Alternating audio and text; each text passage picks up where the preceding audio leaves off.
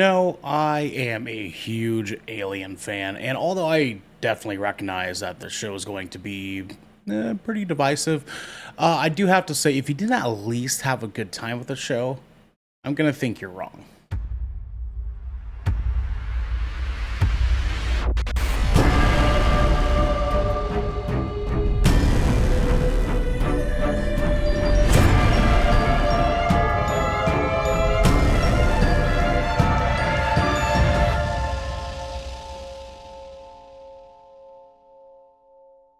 What is up, everybody, and welcome to another episode of 20,000 Films Under the Sea. I am your director tonight, Ernell Pearson. Alongside a couple of my friends here, we have first and foremost the man, Devin Brevin, the dude. Hello. Hello, Zaya. Hello. Yes, of course. Even though we've been having some technical difficulties, I am actually recording. I just verified. We're good. We're good. That's you know good. What I'm saying? That's yeah, good. I'm yeah, proud of you. We're I'm proud of okay. you. Because Xander might not know this, but there was a couple episodes ago where we got 45 minutes into an episode, and I looked down and was like, "Oh shit!" My chair was being weird now, so I apologize.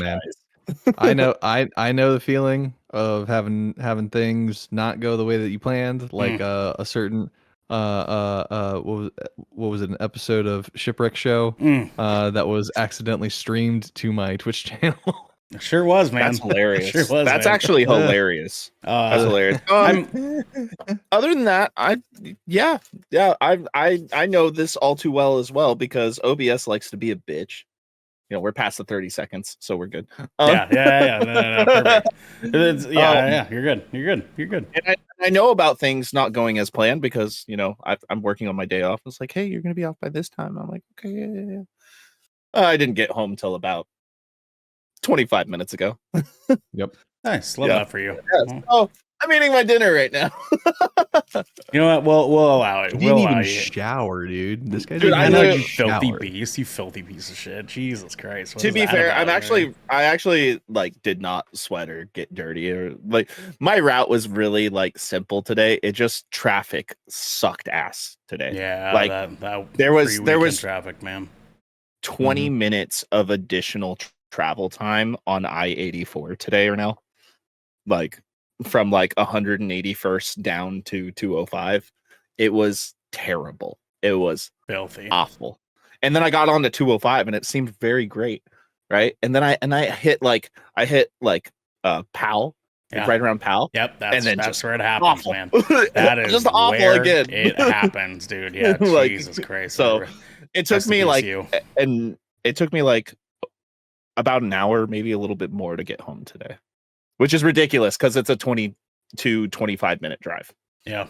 That's insane. That's insane. That checks out, man. Well, I hope that somebody else did not have some traffic issues because we also have my little Thai peanut. For the first time in a long time, it's Xander. Calm down! You calm the fuck down! Okay. Yeah, I'm trying. Jesus. I'm trying to stay calm. That was Listen. I know I'm not here normally. Daddy, chill. But you don't exactly. That's what I'm saying. Okay. You don't need to, freak out that I'm here on a Friday. I'm here. Let's get on with it. He's here. He's doing queer. The thing, you know what I'm saying? Xander recently got some upgrades from his work. I see a new headset. We know we have a new microphone. Whatever good. Actually, the headset's old. The headset's old. Headset's old. Oh, okay. Okay. Yeah, this is something I actually used early on in my early content creation days. It's just been, I've been using the IEMs for a little bit. I've been using my wireless earbuds for a little bit. I thought I'd break these out, and because I like these. So these are open back headphones. Yeah. I like the feel of open back, because I can still hear what's going on outside. I'm not a big fan of noise canceling. I like a good open back as well. You know what I'm saying? Tell him, Devin. Yeah, because there's a little bit of staring at an open back. You know what I'm saying? My boy, my boy.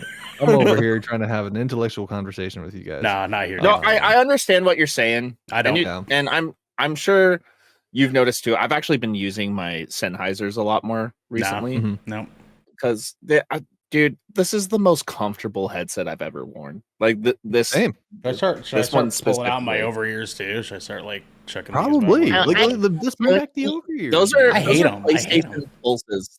Yeah, because they're Sony pulses. I mean, they work they're great. overpriced. Oh yeah, get a pair of these. These were cheap too. I think It's they're like Dolby surround the time sound. You know what I mean? It sounds awesome. at the time I bought Yeah, but these, they're not that comfy. Just like the Xbox headphones sound great too, but they're not comfy. Yeah, they're just not. 100%. I say that I have the Xbox headset right. I'm literally looking at it, and it's just.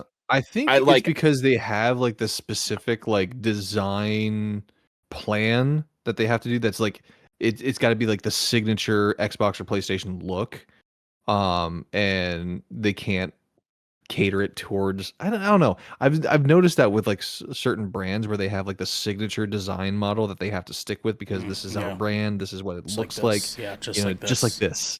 It's got to look just like this. Just like this.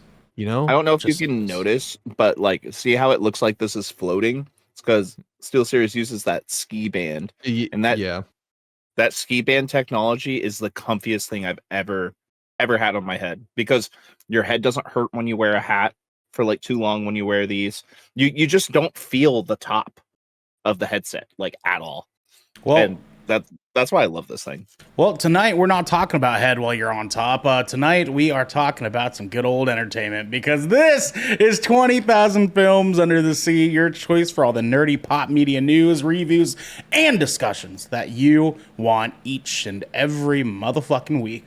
And if you want to keep the lights on and cameras rolling, you can head on over to patreon.com/goodkrakenpods, where you can submit questions and topics to our show, get exclusive content, and have early access to episodes before they go live on podcast and video services wherever you like to watch and or listen. But if you've emptied your pockets for the latest and greatest in entertainment, that is totally cool with us. You can join the GK community on our Discord channel by clicking the link down in our description section below. Make sure you hit follow and subscribe if you're watching on YouTube, and then subscribe to our podcast by searching for 20,000 Films Under the Sea and leave a review there. That's what I'm doing right now. I wanted to make it like just a little Brought bit to you ominous, by Suzanne. No, I wish we were sponsored by Taco Bell. Unfortunately, dude, can you imagine though? Feed the beat, Taco Bell. Feed my meat. Feed my meat, Taco Bell. Devin, what are we doing next, my guy?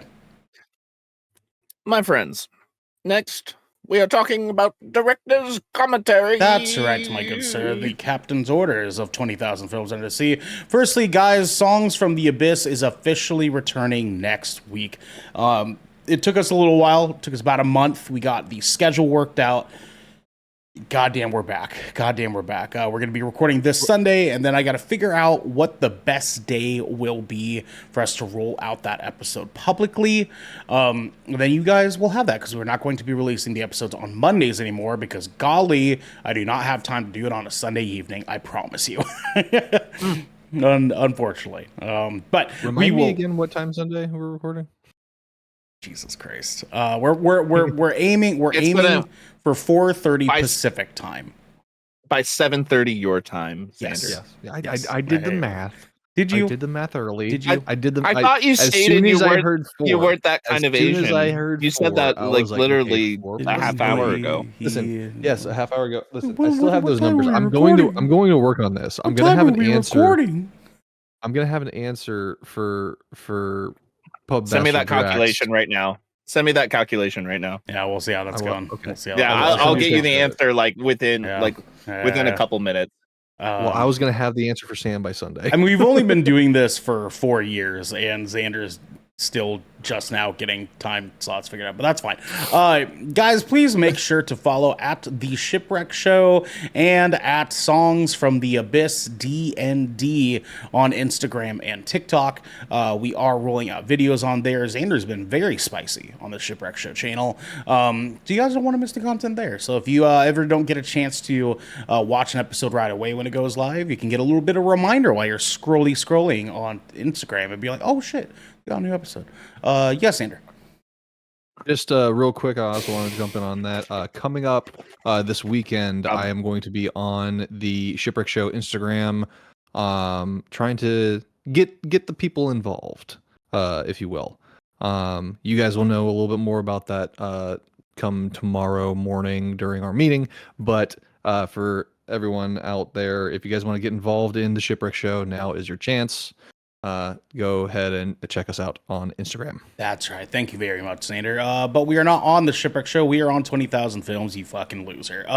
Check out the newest episodes of the Shipwreck Show and Death Ratio. In the meantime... Fuck you! Yeah, we have a new episode of the Shipwreck Show where these fine gentlemen, plus DJ, plus Garrick, got to talk about some lovely stuff. Xander, what was that again? I forgot what it was. Oh yeah, it was we were just talking about news. It was news. We were talking about romantic homicide. Yeah, yes, we got to touch on the David allegations that came forth last week. We also touched a bit on the Jimmy Kimmel situation. I was talking to Marilyn that night, and I was explaining to her how, like, when I'm not on an episode, I have this weird vicarious experience because you guys will post stuff in our staff chat, and I'll kind of get a loose idea of, like, what it is you guys are talking about, and I'll kind of base around, like, oh, okay, sweet. And then I saw one of you, I think it was either you or DJ, had posted the David news thing in staff chat, and I was like, oh fuck, they're having that conversation, dude. That's crazy. That is crazy. Yeah. I've been keeping up with that David show. That's nuts, dude. Dude, it is wild. It is absolutely wild. Yeah. And if you guys want to hear more about our thoughts on it, go ahead and check out that episode. I dove into that subject a lot further with my drummer the other night on his birthday because he like asked us, he's like, do you guys know who the artist David is? And I looked at him immediately. It's like, I know. and in front of everybody, we were just like riffing because he's like into the conspiracy theories and unsolved mysteries and all that. That's like his shtick. He loves all that. So we dove in. Cool conversation. Everybody go listen to the Shipwreck Show. And we will probably bring up this topic again because there's no way that not more things are going to be coming out about it. It's still ongoing. We could definitely revisit it. Some wild shit, man. But also, Death Ratio has a new episode. That is DJ and Garrick's video game podcast. And we got a chance to review Dying Light the Beast in progress review because neither me nor Garrick have gotten a chance to roll credits on that bad boy. So got a chance to go in there and delve into that. Fun game so far. I actually played for a little bit once I got home and tried to get some more experience. So I want to ask you this real quick because it's one thing that I've actually been in. It's been a topic of conversation between me and a lot of my IRL friends. And do you think Dying Light the Beast has any staying power? That is what I've noticed is a lot of games nowadays, like they're great. Like so, like for example, Clair Obscure Expedition 33, great game, right? But there's really no staying power, really. Like unless you really want to go back and replay it over and over and over again. That game's not meant to have staying power, though. It's meant to be experience. I guess, and a story. I guess that's a bad example. And but like, I don't if you think look at Dying Light is that either. But if you look at like the Okay, then if that's this is not the conversation for this show. Sorry. Xander, you can find out more by emailing contact@goodkraken.com and maybe Garrick and DJ will answer your question on the next episode, and you guys can do the same. Could I do that through goodkraken.com? You could do that at goodkraken.com. You could also join our Discord and be one of our Patreon subscribers, even in order for you to be able to write into our show. And also find out about cool things like October being Spooptober for Good Kraken. That is right. October, we celebrate the spoopiness by talking all about horror and horror games and horror movies and all the Halloween-y stuff that we love and you love all month long. I am so excited to start Alan Wake 2 on October 1st. I haven't loaded up that game yet. I'm going to be streaming it. I'm purposely waiting to get Silent Hill until like mid-October because I want to crush through it for like the second half. The first half I'm dedicating my time to Ghost of Yote because that comes out next week. And I want to plow through that fucking game because Jesus Christ, it's getting better ratings than Ghost of Tsushima. And so I'm going to be plowing through that. But Silent Hill F is going to be in my lineup this month. On that note, I think Wolverine, the trailer, was finally the thing that made me go, all right, I'm going to buy a PS5 next year. Could be. But Devin, what you can do, Devin, what you can do instead is email contact@goodkraken.com, and DJ and Garrick can potentially talk about your interest in Wolverine. In the meantime, Xander, my good sir, what are we doing next? Talking about Wolverine. I believe we're moving on to the Monologue. The Monologue. This is our segment where we talk a little bit about some movies and TV shows that are coming out that you guys might be interested in. So firstly, today, Friday, September 26th, we have one battle after another dropping out in theaters as of today. Devin film. Devin and I are very interested in seeing that movie. I need to see it. Unfortunately, we are not reviewing that tonight. You guys know what we're talking about this evening. But also today, we got The Strangers Chapter 2 coming out in theaters, a movie that nobody asked for. Please see the first one. Good first movie. Very good first movie. Did not need a second. Just doesn't need a second. It really doesn't. It really seems very forced. And then on Hulu today, The Man in My Basement releases, and that is Willem Dafoe renting out a guy's basement and being really creepy about it. So you guys can catch that on Hulu. Hey, if it's Willem Dafoe, sign me up. That's what I'm saying, man. That's what I'm saying. He's gay, and he has a... Anyways, I love that video. Willem Dafoe, that interview, dude, it's so good. Yeah. All of You drops on Apple TV Plus today as well. That is a romance movie about two people that fell in love or have been in love with each other since they were kids. And now that they're adults and both single, they're trying to navigate that. But then tomorrow, Saturday, September 27th, Karate Kid Legends finally lands on Netflix. So if you guys did not get a chance to see that is the perfect opportunity to do so. Because that movie, per me and Devin, is probably going to be better seen on a streaming service anyways. So, have a good time. Still a fun movie. Fun movie. Just fun movie. Say. Yeah, I was waiting for stream release to Ben Wang is excellent. Ben Wang is excellent in that movie, honestly. Just not worth $30, you know what I mean? And then next Tuesday, September 30th, we have Caught Stealing dropping on VOD, a movie that Devin really wants to see. I'm actually very I will finally be able to watch it. Yeah, you guys can rent that starting on Tuesday, alongside The Toxic Avenger, also dropping on VOD the same day. I need to watch that. That is one that I'm like, oh, fuck yeah, I'm going to rent the fuck out of that. And then next Thursday, October 2nd, we have The Smashing Machine dropping in theaters. That is a movie with Dwayne Johnson actually playing a serious role and getting standing ovations for it. I am definitely seeing that next week. He's playing a completely different character, man. Do we see that next Wednesday? Because that if it comes out on Thursday, that means it'll be available for viewing on Wednesday. And then on Thursday, do we see Good Boy? And do we do a double feature? Big time, maybe. I had some stuff drop on my lap, but we'll talk about it after. And then next Friday we have The Lost Bus dropping on Apple TV Plus. That was in theaters for a couple of weeks, and now it is on Apple TV. That is Matthew McConaughey driving a kid's school bus during a giant inferno in California, trying to keep them alive. I finally listened to an interview with Matthew McConaughey, and that movie got. That movie got brought up, and actually the story is seems pretty good. I'm into it. It's about a bus driver who retired from the military, but true story though. Story. Jason Statham. And the whole movie is about him trying to save these kids and a teacher, but also trying to get to his son and his mom at the same time, who are also stranded. Imagine how much better this movie would have been with Jason Statham. You know what I'm saying? It's like, Mr. Bus Driver, keep us safe. He's like, you don't know me. You don't know me. I'm the transporter. I'm Jason Statham. You don't know me. And then we have... He's like, I'm the beekeeper.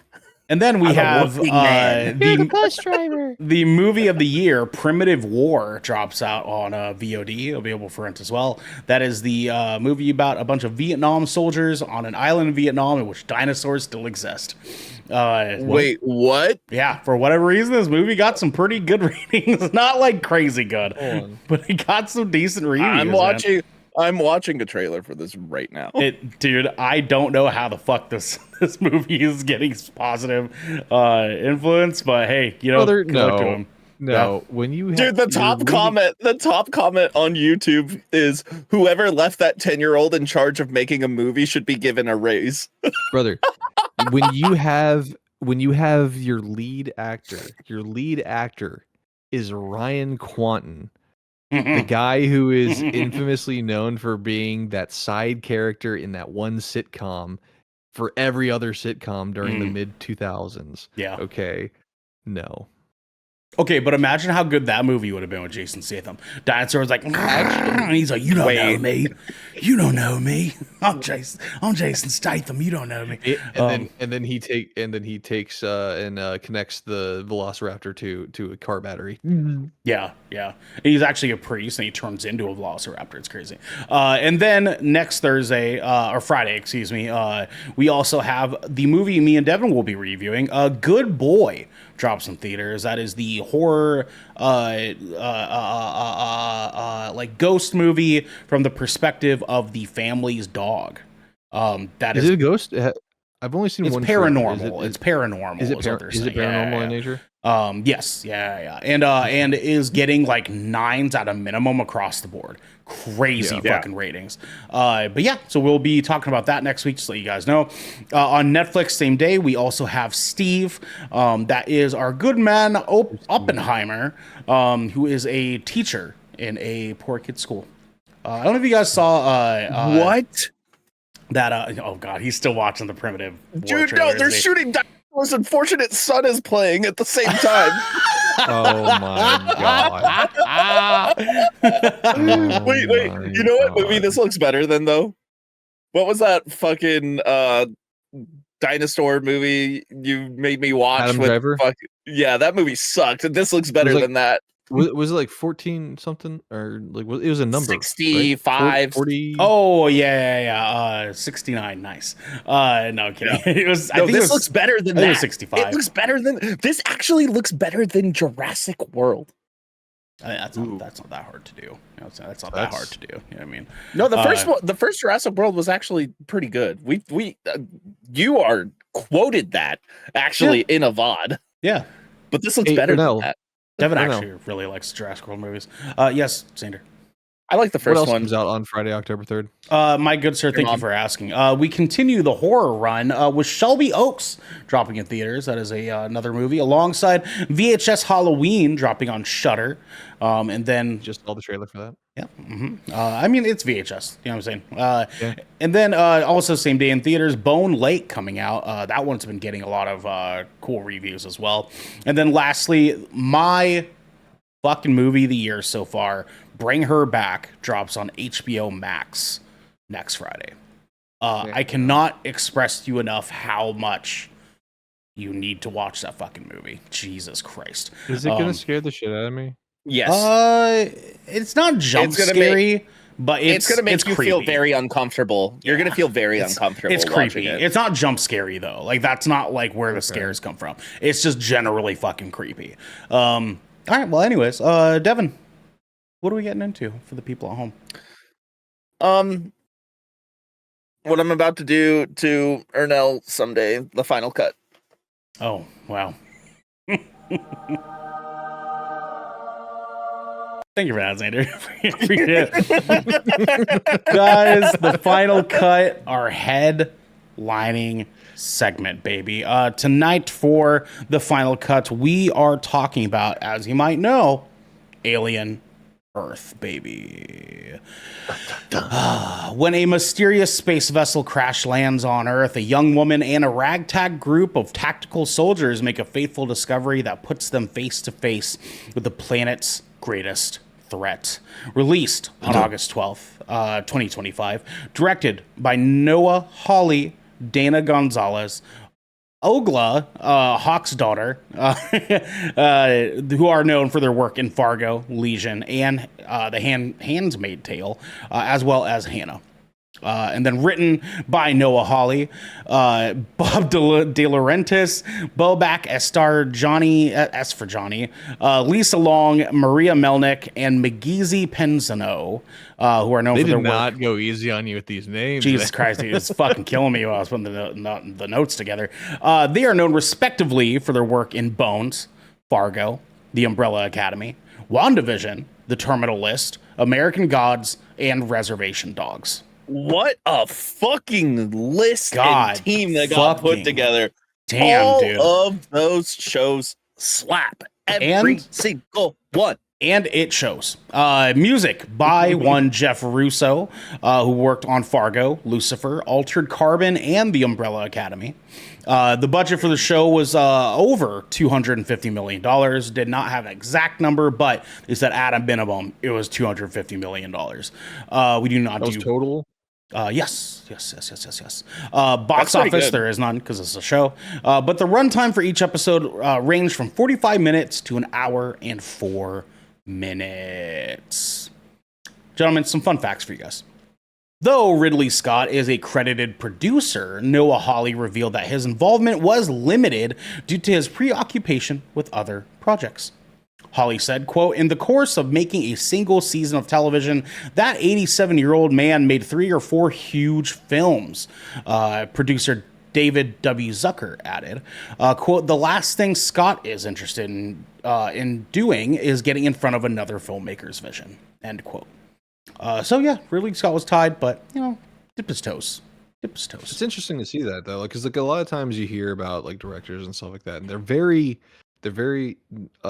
territorial about some of their creations and stuff like that. And to see like Ridley Scott be like, you know what, I started this out, you guys run with it. Mhm. Here's the thing. I think he saw like the resumes of all these directors and writers and saw their track record, and he's like, "Oh yeah," I'm just like, he's like, "Yeah, you guys got it. You guys got it. You guys got it."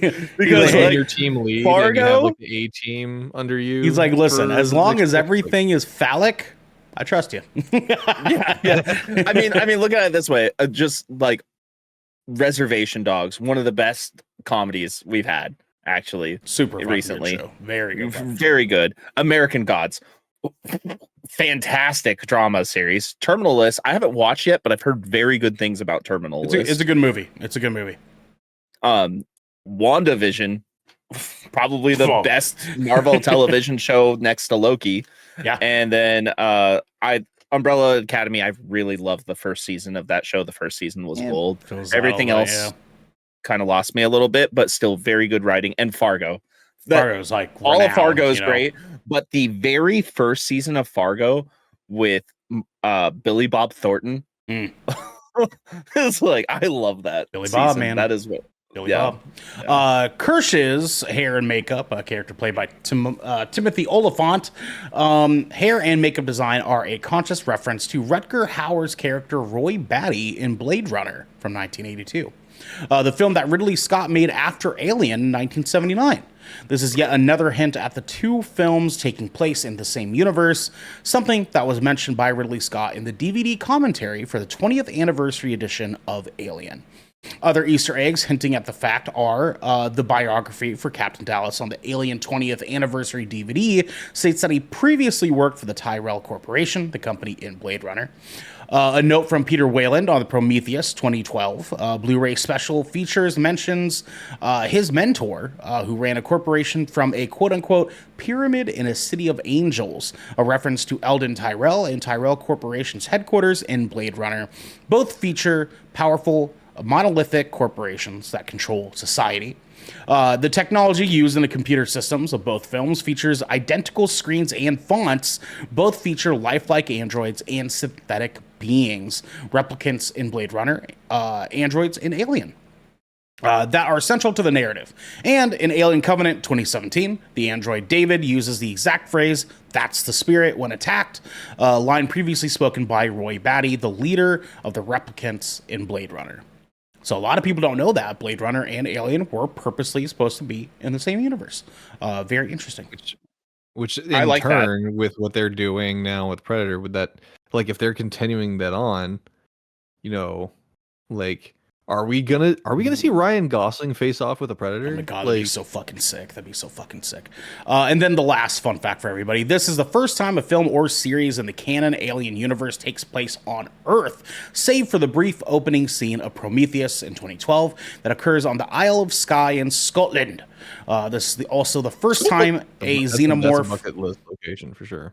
Place is pretty. This is also the first time a xenomorph is shown on Earth. In Aliens 1986, Ellen Ripley wakes up in a hospital on a space station orbiting Earth, but none of the scenes take place planet-side. Similarly, the final scene of Alien Resurrection 1997 takes place in low Earth orbit with the USM Auriga burning up in the atmosphere and the freighter Betty entering the upper atmosphere. But the film ends before the surface is seen. Alien vs. Predator 2004 takes place in Antarctica, and Aliens vs. Predator Requiem 2007 in a small town in the mountains of Colorado. However, both of these are standalone films, and Ridley Scott has stated that he does not consider them canon to the Alien films, though he does consider them to be canon to the Predator films. Interesting. We will see where that goes. We'll see after how that Badlands. gets changed. Yeah, because Badlands has already put the link there. We got Utani. God damn. Already there. Feels good, man. I'm excited for it. Boys, let's talk shop. Now that we got all the messy stuff out of the way, Xander, you are our humble guest this evening. I would like to go to you first, my good sir. What were your thoughts on Alien Earth Season 1? So, coming into Alien Earth, I consider myself somewhat of an Alien fandom noob. Sure. I'm not very familiar with the deep lore. I have since done a lot of research on my own. But prior to this, I've seen Prometheus. I've seen maybe one of the other original Alien movies, and then prior to Alien Earth, I finally watched Romulus. And it's very interesting. I see the appeal. I see the appeal, the deep lore with everything, and what Alien Earth did for me. I enjoyed seeing something that kind of explored something that wasn't explored before. I liked the enriching of existing lore there. With this, I don't think, from my knowledge, again, I'm somewhat of a noob, but from my knowledge and my research, there wasn't anything that really maybe invalidated anything previously known or anything like that. It just built upon was already existing. Yeah. And I like to see that. Overall, I think, and from what I've been hearing a lot of people talk about how the writing was a little convoluted at times and stuff like that. And I get that. I felt that in moments, and a lot of like some of the decisions that characters made was kind of like, why? Sure. But it actually got me thinking to a certain degree, where I feel like the writers have almost created this perfect storm where they're writing for a dystopian future that is like post-endgame capitalism. You know, like corporations run the government, they run the world.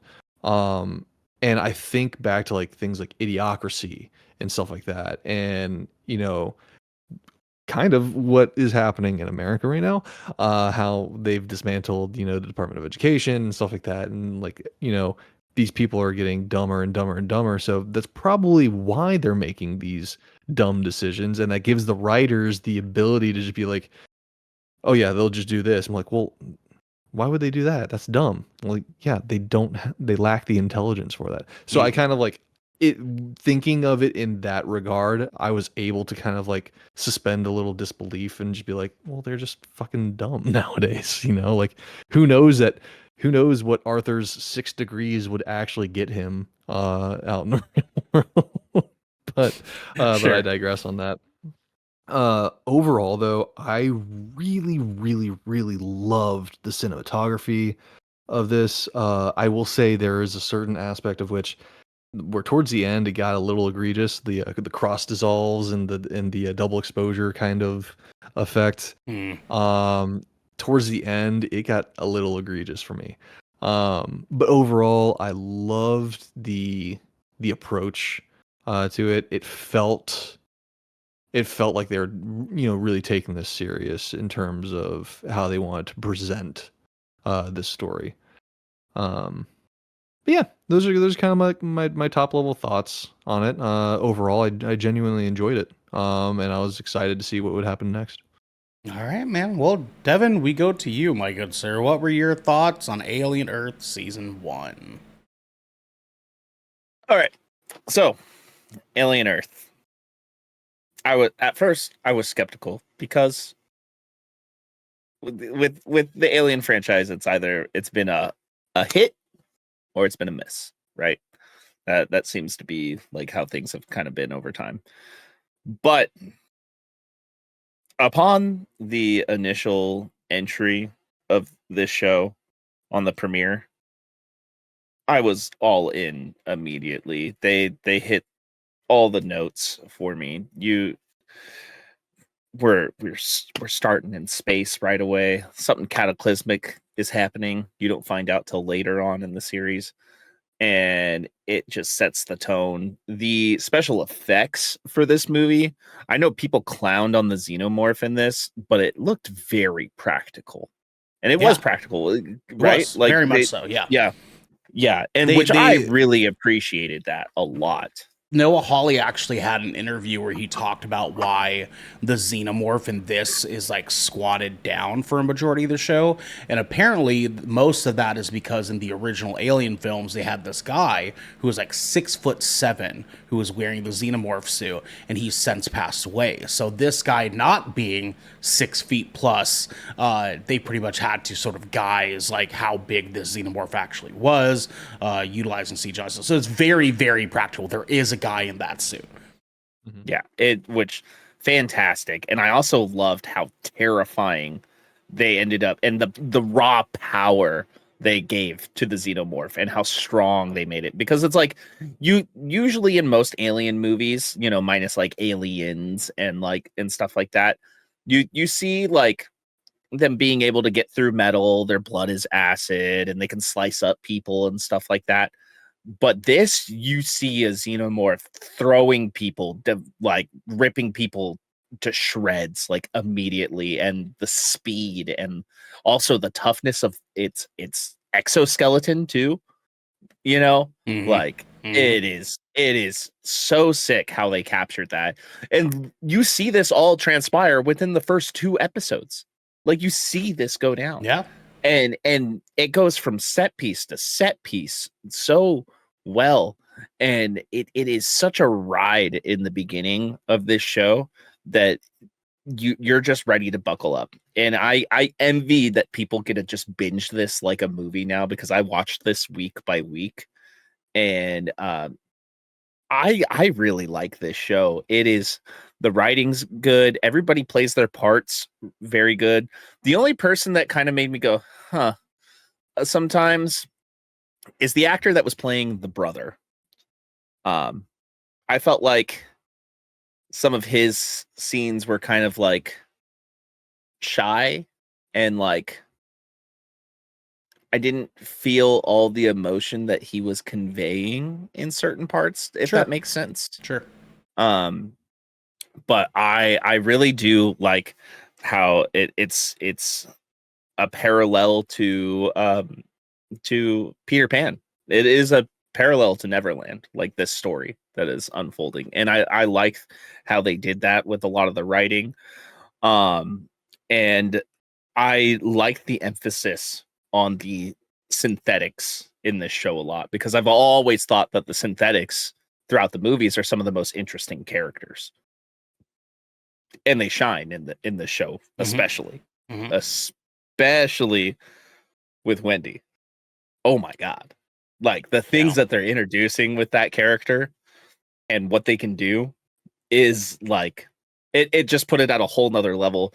And I was diving into some alien comic book lore of what she could end up being, which I had no idea that it went that deep. and which is some stuff we could talk about later, because I'm sure you know what I'm talking about. I'm real deep into Alien Predator shit, man. Like I love these franchises, dude. Always liked it, but I've never dived deep into that lore part. I've always just followed the movies. That's it. I've been like scratching the surface, enjoyed it a lot. Like there was a lot of people that didn't like Romulus. I loved Romulus. It was actually one of my favorite movies last year. So much fun, dude. It was a great entry in the franchise. Like seriously, it was a return to form in my opinion. Like 100%. Don't get me wrong. I really enjoyed Covenant. It wasn't the greatest movie.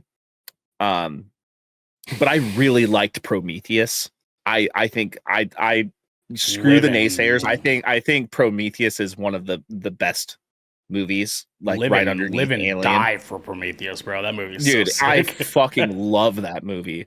I don't care that the xenomorph looks different. That's the point. This is the origin. Yep. You know what I mean? Like this is the origin of that story.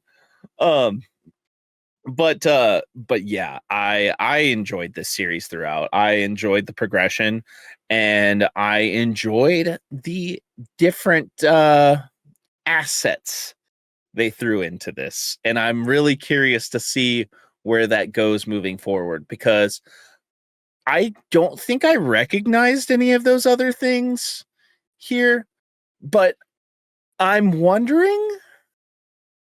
I have a theory, actually. Can I put the theory out there without it? Without any spoilers? If you can do it without treading into spoiler territory, sure.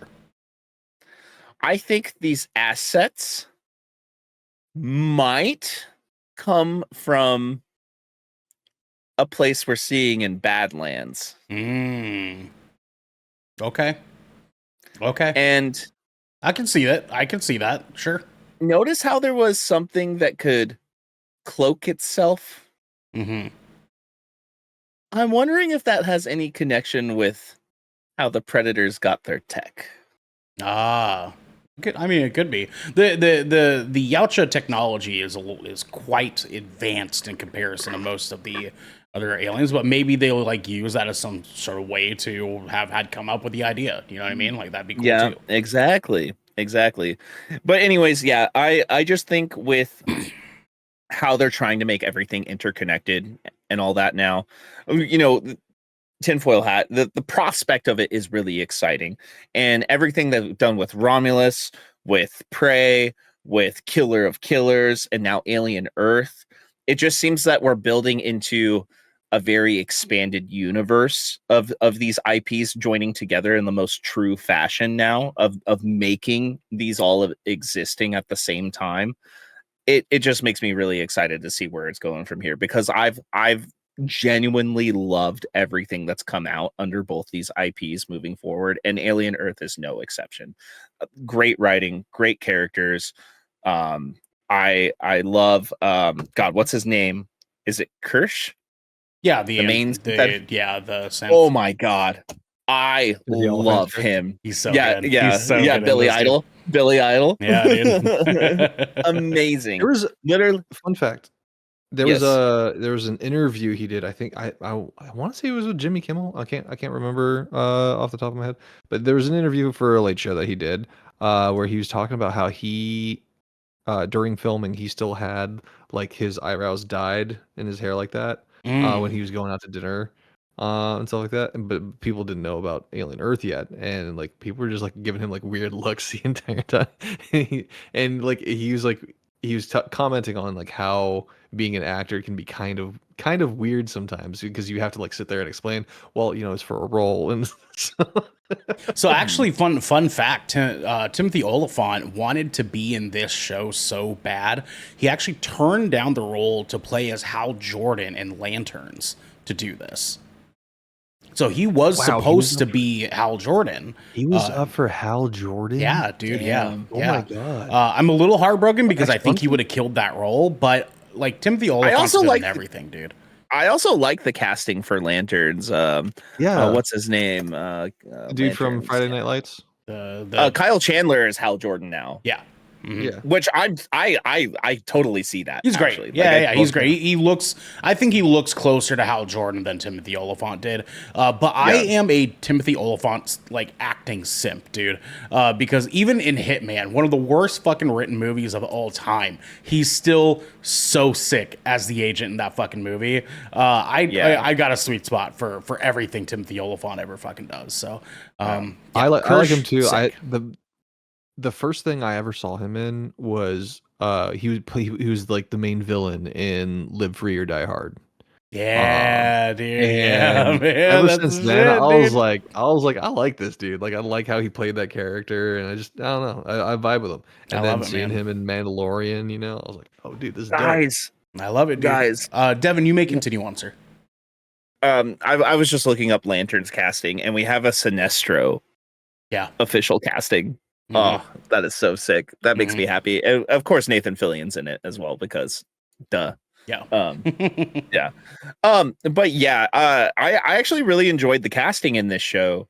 With that being said, Edmondson, who played Adam, the best way I butler. can say it is he's The, like, personal Boy guy. Cavalier's right hand man. His Yeah. right hand man. Mm-hmm. He was fantastic. He was so suave. Dude, the fucking reveal at the end. Yeah. Oh shit. Shut up. But yes. Yeah, yes. I'm not gonna go any Let's further on not that, but dive in. goddamn, Well, I was yeah. like, Not that's gonna so lie. sick, dude. Just I'm not gonna lie. I thought it was kind of obvious. I thought But like, he. Was it more like I knew it kind of feeling? I mean, like it was one of those things of like, oh yeah, that totally has to be him. And then finding out like what he could do, you know what I mean, was like, oh shit, okay, like he really has been ominous for a reason, like this whole entire fucking time, dude. Like, so that was really really cool. But yeah, continue on, Devin. Sorry. Yeah. But yeah, no, I really enjoyed the cast. And Sydney Chandler killed it as Wendy. God Like, damn, son. The writing for her character, and I am so excited to see more of her. Like, I really am in the franchise because the way that it sets up everything with her and what we could be going towards is just absolutely insane. Absolutely insane. Wait a minute. What? Sydney Chandler is Kyle Chandler's daughter. Yeah, you know that. This is the Green Lantern's daughter. Yeah. Yeah. Small world, Sorry, man. I Small just world. realized that. That's wild. Sorry. Yeah. Yeah. Oh yeah, she was in Don't Worry, Darling. Did you guys watch that movie? I did. Yeah. Yeah. Not a bad one. Not a bad I one. did not. It goes to some weird places. Yep. It's a weird movie. Yeah, It's a weird movie. I just like after the press junket for that, like the whole ordeal following that, I was like, I'm gonna stay away from this movie. Hey, her Mhm, birthday is one day before my birthday. Oh wow, you guys The 10th? can have a No, the Valentine's 13th? Day together. That's cute. It's Valentine's Day, but sure. Okay. Final Weirdly thoughts, enough, Devin. I feel bad. When was Garrick's birthday? I feel bad because the only one. No, the reason I bring this up. The reason I bring this up is because the only person's birthday who I remember around here is Devin's, because he's the only one who actually makes a big deal about his fucking birthday. Damn, you don't even And I feel remember bad mine? because That's crazy, dude. I've heard Garrick mention his birthday a couple times now, and I'm like, fuck, when was it? Because I know I missed it. I know I fucking missed it. I now My don't. birthday is I don't just want easy to. to I don't want to remember. tell you because next year I want him to find out that you don't know. You know what I'm saying? Yeah. I'm not gonna tell him because I him. know. I know. I'm gonna tell Garrick anyway. Like I'm not that kind of person. I'm gonna be straight up like, listen, dude. I realized you were talking about your birthday a couple times in the past week. When the fuck was it? Because I feel so terrible for not wishing you a happy birthday. I'll give you. A hint. Anyways. It's in September. Go on, Devin. Hey, go Anyways, fuck yourself. writing's great. Characters were great. How different all the characters were and the way that they interacted with each other was just fun to see unfold too. Like the conversations that they were having were just fantastic. And seeing the growth in characters too was really cool. I do wish we had another episode, because the way that the finale ended, it just leaves you wanting so much more, because there is so much at stake and so much that's about to happen that like it is one of the biggest cliffhangers that we've gotten in live action TV, I think, in a long time. But yeah, Alien Earth, great show, cinematography, writing, character work, staying true to the IP as well.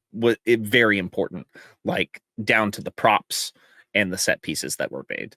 It'll remind you of original Alien 100%.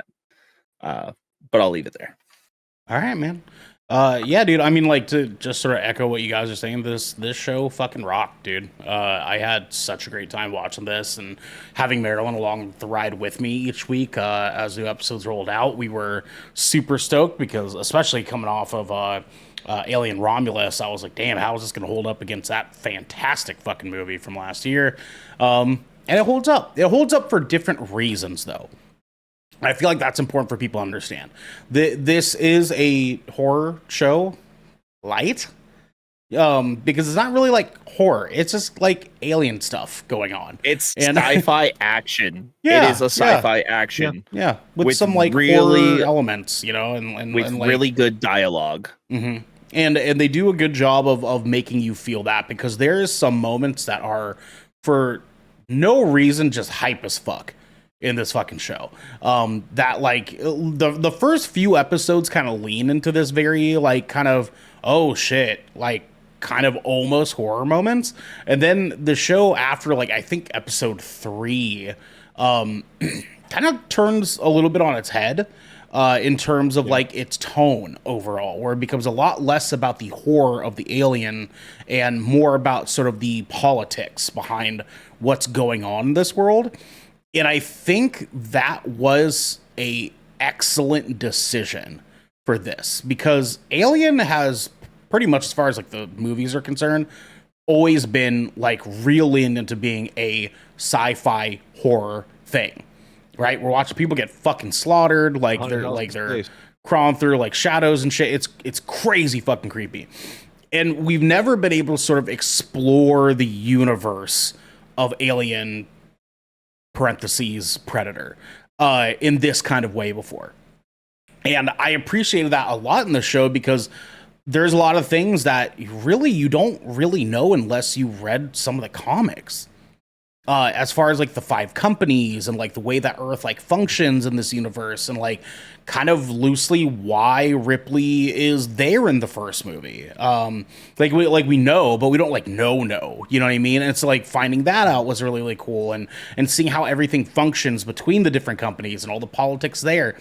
This was a super just interesting show to watch, because it unfolds the Alien universe in ways that none of the other Alien movies were capable of doing on their own. And I'm glad that, Xander, your sort of diving into the Alien universe starts here, because this is actually such a weirdly excellent way to get into the Alien universe, because this explains so much that is left pretty much unexplained in a majority of the Alien movies.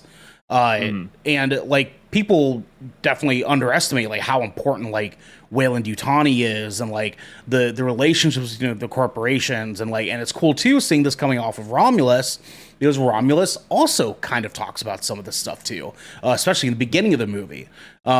And yeah, I mean, like I had a really, really great appreciation for the writing of the show, generally speaking. But on top of that, it's bolstered by this insanely good fucking cast. Because outside of like Alex Lothar, the brother, everyone pretty much is just revving it in this fucking show, dude. Everyone is killing it in this fucking show. And it's not that like the brother, like Hermit's not like he wasn't terrible at all. He wasn't bad. I would just say, I think he was just the character. I think it's just how that character was written. Well, and then on top of that too, it was not hard to feel the disposition, because everyone was so good that he was just like, okay, yeah, You know what I mean? And it's no testament to like anything him being bad, but just everyone was so good that his just felt a little bit lackluster in comparison. Because I mean, we talked about Timothy Oliphant, fucking insane, but can we put some fucking love on these actors that played these quote unquote kids as adult form children? Dude, because amazing. Oh my god, like especially Smee. Smee was like easily my favorite kid out of all because he did such a good job of playing the child role as an adult. What the fuck, man? And the whole concept behind them is just so fucking Everyone's cool. so mad around here. The entire idea of these specific synths being hybrids in this case was so fucking rad in this universe because like we've always only ever run into synths and cyborgs. And in this, we get this crazy cool hybrid and synths and a cyborg. And it's all fucking so fucking sweet. Moro. Oh, dude, Moro, bro. Moro and Kirsch are two of the coolest characters we've ever gotten. Dude, the build up to what happens in the final episode, I was just fucking praying the whole show. I need it now. And they actually did it in the finale. And I was like, oh fucking thank God for this fucking show. It's a little bit short-lived, but it's not over. but it's not over. You know what I mean? Like, so that's 100%. They haven't yet been greenlit for season 2 though. So no, that's There's true. no way. That's There's true. no way this doesn't. There's no way this doesn't get. But I've got a good feeling, man. I've got a good feeling. I want to say this show right now is sitting at a 93% on Rotten Tomatoes. I also want to make sure that we put a little love on probably one of the best pieces of alien content we've ever gotten, and that was the flashback episode of on the ship. Yes, because that episode felt like an alien movie in and of itself. Just outstanding fucking writing in that episode, dude. Like we saw the end of that episode in the first episode of this show, and somehow, some way, they still gave us so much new shit in episode 4 that I was like, what the fuck, dude? Like, and all the actors in that episode. One, the lady who like slept with the captain or whatever, super fine, mega fine. Yeah. But also, secondly, Zoya. And every single person on that ship, even the fucking like the synth Asian dude. Holy shit, did not expect him to be that fucking dope. Like everyone in that episode was absolutely fucking stellar. But lastly, I think that a lot of credit to this show seriously needs to go to Sam Blanken, the boy Cavalier.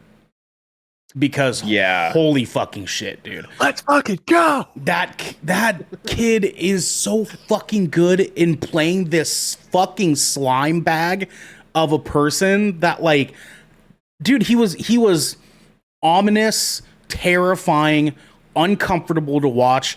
Everything you need in an antagonist, he just laid it out on the table for us. And it was incredible. I really think that a big testament to the show is not just the incredible writing, but the cast that they were able to get in the show really made Alien Earth what it was. And from front to fucking back, it created this wild fucking ride that as a huge Alien / parentheses Predator fan, I felt serviced in this show. For why the fuck should I care about a little eyeball alien? But I gave a fuck. I actually gave a lot of fucks about this little alien guy. That thing is terrifying. And also the plant octopus. Well, like thing? What the fuck was that? The flies? Oh god, dude! There were so many cool, like obvious, like new things we discovered in here. But this fucking eyeball thing is crazy because what was it? T.L. Celius. Yes, yeah. I'm just saying eyeball thing because people are gonna, they're gonna know what the fuck I'm talking about that way. I watched the internet blow up about this little eyeball guy, and it was like Game of Thrones era type shit because I follow a bunch of like artist creators and like videographers and like photographers and stuff, and some of my favorite content I got out of watching the show was actually not even just the show. It was the amount of like fan art that was being created for this little eyeball guy as the episodes are coming. One of my favorite ones was like you guys know the like meme where it's like the white face guy and he says something and then another dude like retorts it and then he's just like, and then the last picture, his eyebrows is going to like an angry shape. Like signifying that he's angry about whatever the other dude said. Someone had recreated that with the eyeball and the xenomorph. And the eyeball alien is just like looking at him in the third panel. And then the fourth panel, it's got like an angry triangle shape and it's flipping off the xenomorph with his little tendrils, dude. I love Also, the fan community around this show, and the eyeball guy was fucking money, dude. Devin, what's up? Also, you know what it reminds me of? It reminds me of the Neversoft mascot. Yeah, dude. Yeah. Weirdly enough, actually, our little eyeball dude was strangely more terrifying than the xenomorph in this. And I found that 100%. so interesting because we've spent our entire lives that the alien movies have been out being so like, oh fuck the xenomorphs, dude. They're just out here to like kill and eat, and that's fucking scary as fuck. This little alien guy is like intelligent and is like, oh yeah, I'm gonna fuck up this alien thing. Like when on that episode when the thing happens, and the eyeball is like in the like guy's face or whatever, and they like do the thing. I don't want to say too much because spoilers, right? I was like, yo, dude, what the fuck? Like that's such a cool reveal. Like finding out this relationship between the two. They like. Again, this fucking eyeball guy was fucking amazing. And I cannot wait for season 2 to drop so we can continue to find out more about Wendy, more about the little eyeball guy, more about the xenomorphs in this, because this xenomorph specifically is a drone xenomorph, which I know that you don't really... Yep. Yeah. The drones are the ones with the smoother heads, and the warrior xenomorphs have the spikes on their head. Nerd shit. Yes, Xander. During my lunch break today, I actually watched a video. It was like all 31 types of xenomorphs, starting from the ovomorph to like the goddess of the xenomorphs. Yeah. There's a fucking lot, man. Like they go into the comics and everything. Yeah, there's a fucking lot of them, dude. Probably the second like most one is the Ripley 8 newborn xenomorph, because that thing is just fucking God, why'd you do that? But it's cool to see something more than just a predator having beef against the xenomorphs, and I think that really expanded the universe in and of itself in this, and that was more than I could possibly fucking ask for. So yeah, man, I had a really, really great time with this, and with that said, I will pass the ball back to you guys. Xander, should people watch this right away, and what are you rating season 1 of Alien Earth? If you are, honestly, even if you're currently watching something else, I say throw this in the rotation. It is worth watching. From if you are a cinephile by any means, please watch this right away because, like I said, the cinematography is amazing. I was wowed by every shot, honestly. And as someone who is jumping into the Alien fandom, like Ernell said, this is a great way to kind of expose yourself to this fandom and learn a little bit early on of some of the inner workings of this universe. It's a really enjoyable show. I will give this. I say that, but I don't want to say like if this was not like groundbreaking by any means. I'm gonna give it a solid 7.5. Okay. 7.5. It's a very solid series through and through. There's just maybe a few things it could have done that would really wow me. But like overall, I mean, I would definitely watch it again. There's a couple of things that you kind of have to suspend some disbelief for sure, and that feels a little bit because of how like good the writing is around everything else. I can see where you're coming from. Yeah. Devin, should people watch this right away, and what are you rating it? Absolutely, people should watch this right away. Just like how we told Xander that this is a great starting point if you haven't watched anything in the Alien franchise, because there's only one entry in the Alien, actually two entries in the Alien franchise you need to watch before this. That would be Prometheus and Alien Covenant. Yep. This falls in line just after Alien Covenant. Well, not just after, quite a 7 few years years after, 7 but years. still. Yep. But yeah, this is a great starting point for people, and I think this is a great show. Like we said earlier, the characters are really fun, the set pieces are awesome, the dialogue is awesome, and it's a ride. I'm gonna give this a 9 out of 10. This is a fantastic show. All right, man. I'm into it, brother. Yeah, man. I think that this show is really great. I'm just kind of sitting in between you two. I think that there's some things that they could have done better, but like the rest of the show is so good that it helps a lot of the things that could have been done better not taste as bad. If that sort of makes sense. No, I get that. Yeah, because if the show was any worse, I'd be like, you know what I mean? When those moments happen. And I think that the show does a lot of really creative things that are worth seeing right away. From the cinematography to the writing to like everything sort of interweaving with each other.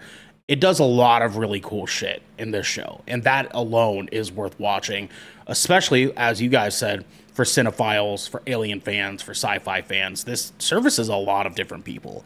And I think that makes this worth seeing for folks. So I will be giving this a 8.5 for me. I think is where I want to put this bad boy, because I am sitting what I feel to be firmly in between you guys. I 100% get where Xander's coming from, but I am just ecstatic about the show the way that Devin is as well. So that will put us at an 8.33. We round up. That'll be an 8.5 from us here at 20,000 Films. Before we get going, Xander, thank you for joining us tonight on this episode. We love having you, and appreciate you for coming here and giving us some of your time to talk about this wonderful show that everybody else should be watching. But until next time, my friend, because this has been 20,000 Films Under the Sea, your choice for all the nerdy pop media news, reviews, and discussions that you want each and every week.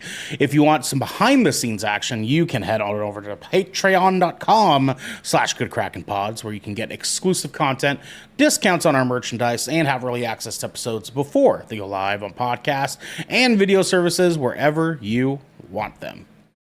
Don't forget to join the GK community on our Discord channel by clicking the link down in our description section below, hitting follow and subscribe if you're watching us on YouTube, and then subscribe to our podcast channel by searching for 20,000 Films Under the Sea, and we'll be right there waiting for you. We have to go, everybody, but until next time. Mr. Strawberry says, fuck off. I do want to mention. Oh, boy. Garrick just texted me, not seeing our recording, not knowing what our final score is. He guessed that our final score would have been an 8.5. He hasn't even watched the show yet. Oh no, he did. Garrick is the man tonight. This episode is actually dedicated to Garrick. Thank you, sir. Bye.